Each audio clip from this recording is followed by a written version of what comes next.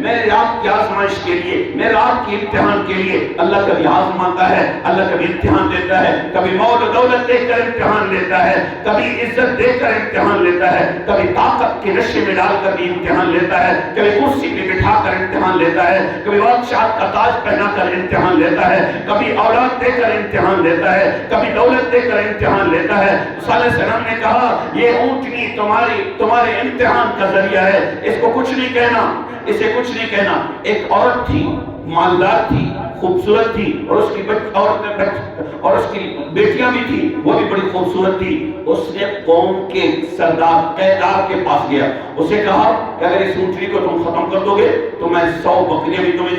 دوں گی، اور میں تمہیں اپنی بیٹی سے نکاح بھی تمہارا کرا دوں گی۔ تو انہوں نے مال و دولت کا لالچ، یہ آج کی بات نہیں، 6000 سال پہلے کا واقعہ قرآن سنا رہا ہے، 6000 سال پہلے کا واقعہ سنا رہا ہے کہ تمہارے پاس یہ کیا بتانے کے لیے کہ کہیں مال کے دولت میں اندھے نہ ہو جانا، کبھی عورت کے حسن میں اندھے نہ بن جانا، کبھی اس دولت میں آ کر اللہ کی نافرمانوں میں شامل نہ ہو جانا، کبھی دولت کے نشے میں آ کر رب کی نافرمانی اختیار نہ کرنا، کبھی عورت کے حسن کے چال میں آ کر اللہ کی نافرمانی اختیار نہ کرنا۔ ایسا ہوا تھا کہ ان کے ساتھ پھر یہ کیا گیا، رب نے فرمایا والشمس وضحاها والقمر اذا تلاها والنهار اذا جلاها والنهار اذا جلاها والليل اذا يغشاها والسماء وما بناها والارض وما طحاها ونفس وما سواها فالهمها فجورها وتقواها قد افلح من زكاها وقد خاب من دساها كذبت ثمود وعاد كذبت ثمود بتغواها۔ ثمود نے اپنے پاک پیغمبر کی سرکشی کی تھی اور اس کا جھٹلایا تھا اور پھر سرکش بن گیا۔ فعقروها، پھر اس نے اللہ کی اونٹنی کے اس ناقۃ اللہ کی پونچھ کاٹے۔ فعقروها، پھر فدمدم علیہم ربهم بذنبهم فسواها ولا يخاف عقباها۔ اللہ فرمائے کیا ہو گیا تو ولا يخاف عقباها، سب کو ختم کر دیا، ہمیں اس کی کوئی پرواہ نہیں ہے۔ اللہ فلا يخاف عقباها، میں انجام اور منتہا سے کسی سے نہیں ڈرتا ہوں۔ میرا رب پاک ہے، رب العالی ہے، رب اکرم ہے، طاقتوں کا مالک ہے۔ ان اللہ علی کل شیء قدیر ہے، یکتا ہے، یکسر ہے، تنہا ہے، وہ جو چاہے کر لے، فعال لما یرید، جو چاہتا ہے کرتا ہے۔ اور وما تشاءون الا ان یشاء اللہ رب العالمین، اللہ کہتے ہیں تمہاری چاہت کیا ہے؟ چاہت تو میری دھرتی پہ چلتی ہے، میں تو تمہیں درگزر کر رہا ہوتا ہوں، تمہیں معاف کر رہا ہوتا ہوں۔ پھر اس نے اونٹنی کے چاروں ٹانگ کاٹے۔ اب وہ اونٹنی کے بچہ دوڑنے لگا، آ کر لوگوں نے صالح السلام کو بتایا، صالح فلاں شخص میں، اور چھت پہ بیٹھ کر اونٹنی کا انتظار کیا، جو ہی پانی پیایا تو اس کی اونٹنی کے پاؤں کاٹے۔ بدبختی ہے جب اللہ کی آیتوں کا انکار کیا جاتا ہے، بدبختی ہے کوئی فائدے کی چیز بھی نہیں ہوتی ہے، پھر اللہ کی ربوبیت کا انکار کیا جاتا ہے، اللہ کی عظمت کا انکار کیا جاتا ہے، اللہ کی قدرت کی نافرمانیاں کی جاتی ہیں، اللہ بلا رہا ہوتا ہے اور یہ دھندلاتا ہوا مست کی طرح اللہ کے احکام کی نافرمانی کر رہا ہوتا ہے۔ صلی اللہ علیہ وسلم نے کہا جاؤ اس کے بچے کو پکڑ کے لے کے آؤ، کہیں وہ ہم سے اگر چلا گیا تو پھر اللہ کا عذاب آئے گا۔ اور وہ قوم جو مسلمان ہوئے تھے، جو ایمان لائے تھے، اس اونٹنی کے بچے کے پیچھے بھاگتے جہاں جس غار سے وہ اونٹنی کی ماں نکلتی تھی اور وہاں پر جا کر رکا، اب یہ پیچھے تھے، اس نے 3 آوازیں لگائی، 3 آواز کے بعد وہ غار میں گھسا اور پیچھے سے دروازہ اور غار بند ہو گیا اور یہ قوم آئی۔ صالح السلام نے کہا اس نے 3 دن کی تمہیں مہلت دی ہے، 3 دن کے بعد تم پر عذاب نازل ہونے والا ہے۔ یہ بدھ کا دن تھا جو اس نے اونٹنی کے ناقۃ اللہ کے اور اللہ کی اونٹنی اس کے پاؤں کاٹے تھے۔ اور پھر بدھ کا دن، پھر جمعرات، ہفتہ، اتوار، 3 دن، پہلے دن چہرہ سرخ، پھر سرخ، پھر سیاہ چہرے پڑ گئے۔ پھر صالح السلام نے کہا اب بھی اللہ کے پاس توبہ کرنے کی تمہارے لیے مہلت ہے۔ کہنے لگے اے صالح یہ سارے تیرے ہاتھ کے ہیں، صالح تم نے ہمارے لیے بد دعا کی ہے، آج ہم اس عذاب اور گرفتاری کا ذریعہ بنائے ہیں۔ تو صالح علیہ السلام نے کہا اب اللہ چھوڑنے والے تمہیں نہیں ہیں۔ اپنے مومنین کو کہا چھوڑ کے نکل جاؤ اس بستی کو، اب اس بستی پر اللہ کا عذاب آنے والا ہے۔ تو اللہ کا عذاب آیا، وہ چیخ چیخ آئی اور ان کے کلیجے منہ کو آئے، وہ سوندھے پڑ گئے، اللہ نے ساری بستی کو ختم کر دیا۔ تو اللہ نے فرمایا تم بغاوت کرو گے۔ دوسری قوم کو اللہ سمجھا رہا ہے، قوم شعیب علیہ السلام اپنی قوم مدین میں آئے، وہاں پر آئے، شعیب علیہ السلام نے کہا پہلی بات تو یہ ہے کہ اللہ عبادت کے لائق ہے، اللہ کی ذات میں کسی کو غیر کو شریک نہ ٹھہراؤ۔ دوسری بات یہ ہے اوفوا الکیل والمیزان، جو تم یہ سب سے پہلا ناپ تول میں کمی کرنے والی قوم شعیب ہے۔ شعیب علیہ السلام کی قوم نے سب سے پہلے ناپ تول میں کمی شروع کر دی۔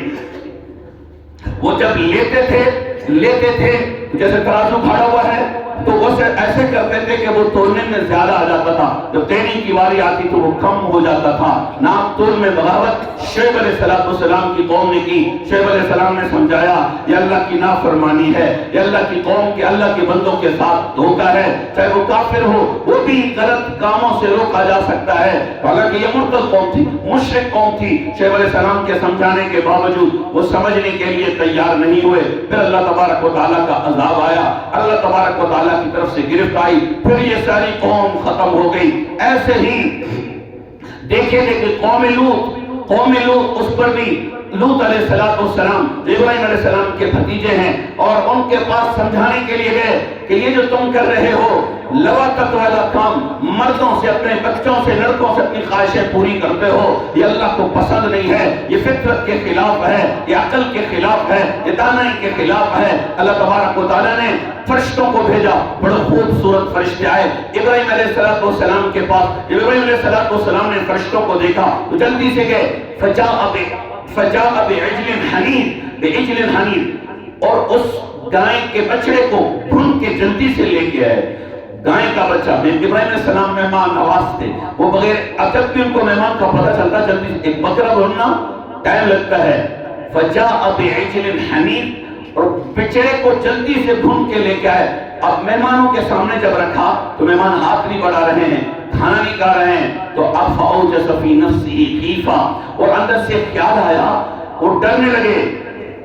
ابراہیم علیہ السلام ڈرنے لگے کہ یہ کیا ہوا، کیونکہ پہلے زمانے میں یہ تھا کہ جب مہمان آتا تھا میزبان سے دشمنی کرنی ہوتی تھی، یا اس کے جان کو لے لینا تھا، یا اس کو قتل کر دینا تھا، تو پھر اس کے گھر کا کھانا پینا نہیں کرتے تھے، وہ حرام، وہ جیسے آج کے بولے میں یعنی نمک حرامی، جس کے دسترخوان پہ کھایا اسی کا دشمن بنا۔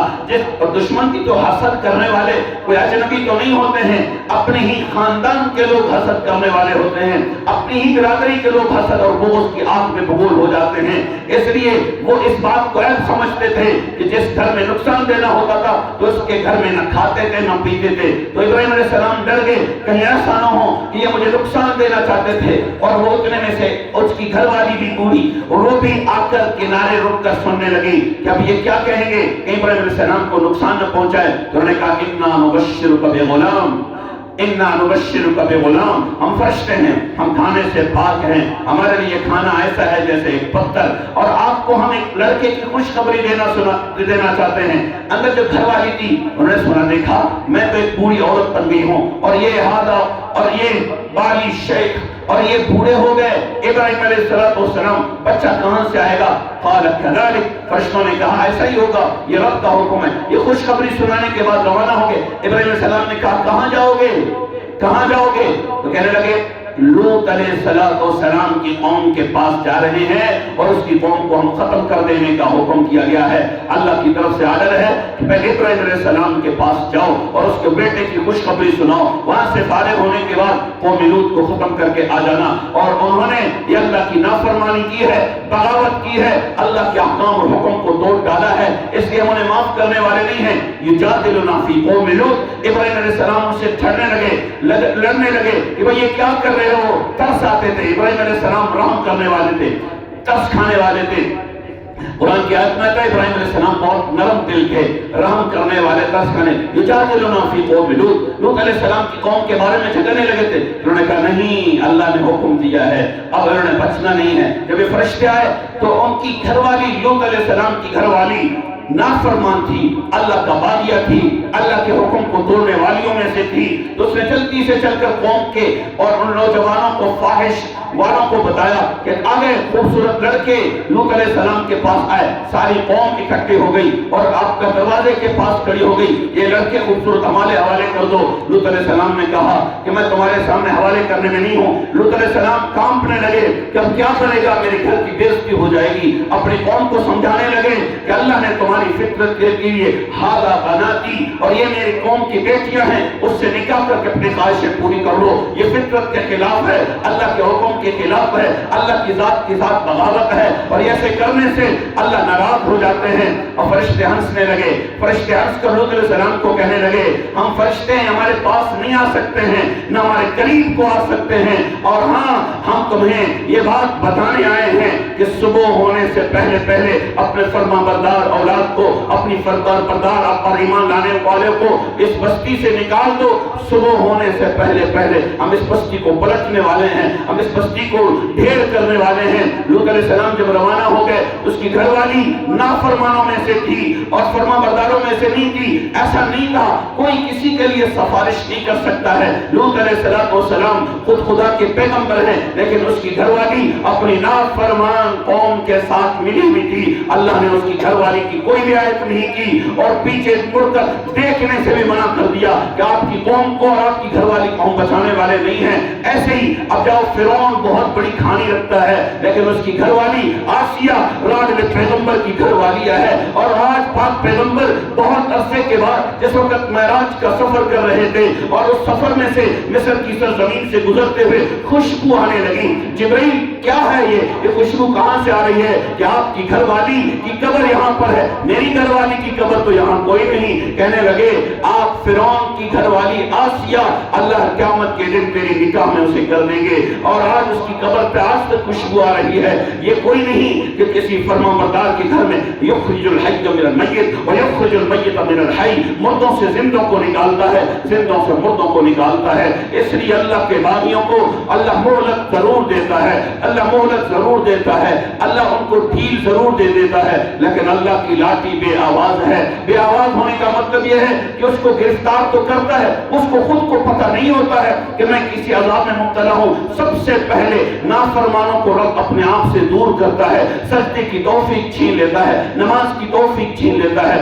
قرآن کی تلاوت کی توفیق چھین لیتا ہے، اللہ اللہ کرنے کی توفیق چھین لیتا ہے، ہاتھ اٹھانے کی توفیق چھین لیتا ہے، اللہ اپنے آپ سے انہیں دور کر دیتا ہے۔ جب اللہ کے باغی بن جاتے ہیں، اللہ کے نافرمان بن جاتے ہیں، اللہ سے دور ہو جاتے ہیں، یہی ان کے لیے عذاب ہوتی ہے۔ وہ بے سکون رات گزارتے ہیں، وہ تڑپتے ہوئے دن گزارتے ہیں، وہ بے چینی کے رات اور دن گزارتے ہیں۔ اللہ کی عذاب سے ڈرنے کا اللہ نے اس لیے ان واقعات کو ذکر کیا ہے، ان واقعات کو بتایا ہے اور بتانے کو کہا گیا ہے کہ لوگوں کو سمجھا کر بتا دیا جائے کہ اللہ سونے سے پاک ہے، اللہ عیب سے پاک ہے، اللہ عیب سے مبرہ ہے، اللہ پکڑنے عذاب بھیجنے سے پاک ہے، لیکن تم جو عذاب سے بچے ہوئے ہو، اللہ کی پکڑ سے بچے ہوئے ہو، اللہ کی گرفت سے بچے ہوئے ہو، وہ محمد رسول اللہ کی آنکھوں میں سے گرتے ہوئے آنسوں کا سمندر ہے، گرتے ہوئے آنسوں کا وسیلہ ہے، گرتے ہوئے آنسوں کی چادر ہے، گرتے ہوئے آنسوں کی دیوار ہے، ورنہ یہ معصوم کلیوں کی طرح گرتے ہوئے رخسار اقدس پر آنسوں کے قطرے نہ گرتے، اور گلگل کی طرح اور بلبل کے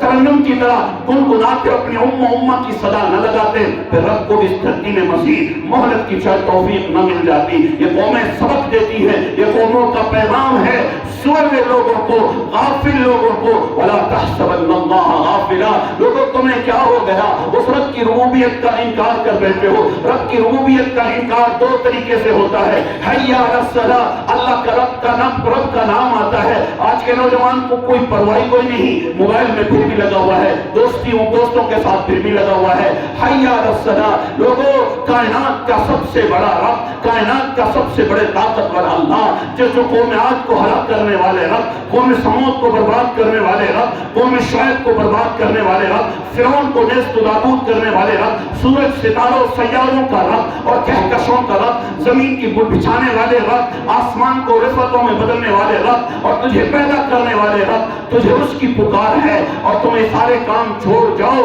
اور اللہ کے حی علی الصلاۃ پہ لبیک کہہ کر حاضر ہو جاؤ۔ اللہ دین کی سمجھ، دین کی اطاعت، رسول کی اطاعت، رسول اللہ سے محبت اور اپنا عشق اور صحابہ اکرام کی طرز زندگی ہمیں ان کی اتباع نصیب فرمائے۔ وما علینا الا